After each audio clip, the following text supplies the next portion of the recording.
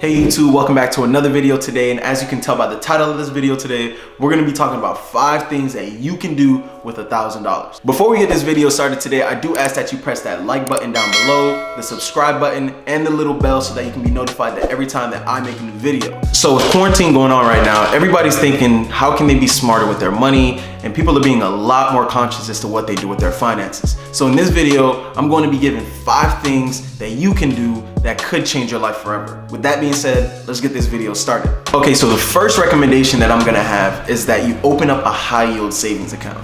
And in order to understand what a high yield savings account is, you have to understand what an APY is, which is your annual percentage yield. Ultimately, that's just the rate of return, or pretty much the percentage that you get on your investment or your savings for that year. Okay, and so the whole purpose behind why a high yield savings account is better than just a regular savings account is at the percentage in which you're offered for your money to be sitting. So the national average for a regular savings account is about 0.06%. Ultimately, that just means that your money is being compounded and it's being built at the rate of 0.06%. Whereas if you get into a high yield savings account, you can get something that's 1% or even higher than 1%.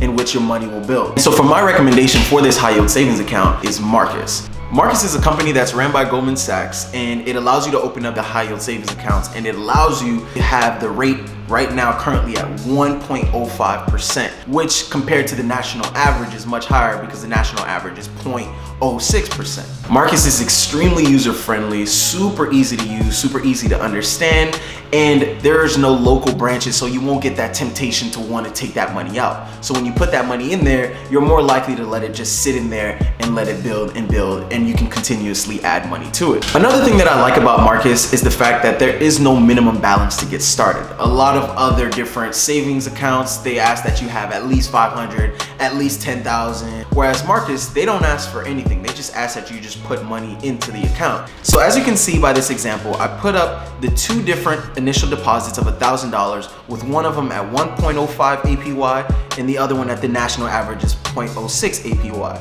For a total of 60 months, which equals to 5 years, compounding monthly.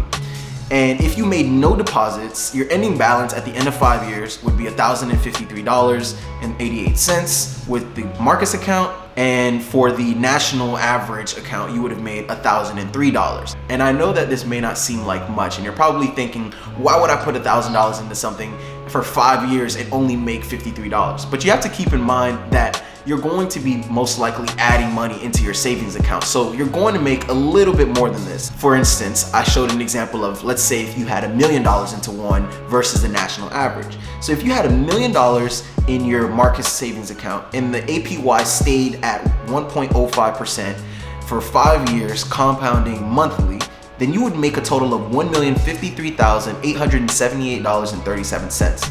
So that means you made $53,000 with your $1 million just sitting in there and not adding a single dollar to that savings account. Versus if you put it into a regular savings account at the national average of 0.06% for 5 years, compounding monthly, you would have only made $1,003,004.43. So you made about $50,000 more just because your money has been sitting in a high yield savings account. Ultimately, the whole purpose of a high yield savings account is for you to understand 2 things. 1, that your money can be building while it's just sitting in there. And 2, the more money that you put in, eventually is going to be the more money that you get out. So don't just put your money into a regular savings account where practically you're making no money off of it. You might as well just put it into a high yield savings account where you can make a little bit more profit off of the money that you're already saving. So the second recommendation that I would have if you have $1,000 sitting around and you just don't know what to do with it is to get into stocks. So stocks are pretty much you buying pieces of a company, and if the company does well, you make money, and if the company does bad, you lose money. The majority of the time, if you're investing strategically, you're going to be making a lot more money, and statistics show that throughout times, the longer you let your money sit in stocks, you will always have a positive gain. Now, before I even recommend what apps to use or what platform that I personally use, I have to be very, very clear.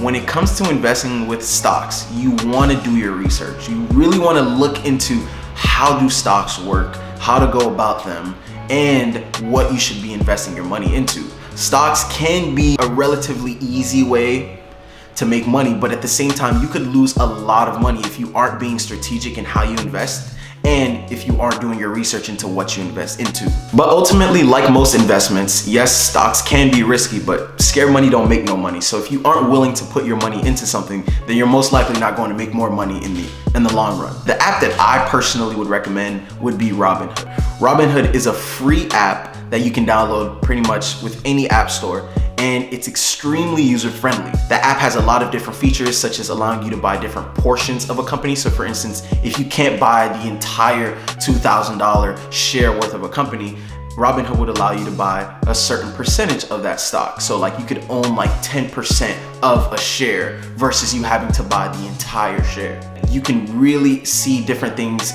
such as trends and understand why different things don't do well or why didn't they do well that particular day. Also, another perk that Robinhood offers is that you are able to get a free stock once you sign up using your friend's codes. If you want to sign up, use my link in the description below. That way you can get a free stock and I can get a free stock. And so now the third advice that I have that you can do if you have $1,000 sitting around would be to invest in yourself. And yes, this may sound cliche and it's probably not exactly the advice that you're looking into, but there are different ways to invest into yourself that can help you in the long run. For instance, you could learn a new skill. You can get certified in different things that would obviously make your resume a lot more appealing to different recruiters. You could invest in your health, reach that weight goal or that particular lift goal that you want. But you could also invest into that business that you've been wanting to start. Right now, since we're in quarantine, we have nothing but time. We're at home majority of our days. And so if you want to look into that particular thing that you wanted to get into, you might as well use that money, invest it in yourself, and in the end, it could be the best investment that you've ever made. For instance, about 2 years ago, I really wanted to take my photography to the next level. And I was thinking to myself, should I put all this money towards a really nice camera, and would it actually be beneficial to me? At first, I was a little hesitant, but I had been shooting photography for a while now, and I really just wanted to do something to take my work to the next level. I invested my money into a new camera and I've made that money 5 times over. And so if you really sit down, you put that work into that investment in which you want to make for yourself, it will pay off. So I definitely recommend, if you have something that you've always wanted to do, if you've always needed a reason to take a leap of faith, with quarantine, us having nothing else but time, this might as well be the time that you do it. Okay, so my fourth recommendation, I would say, is to try and get into the reselling business.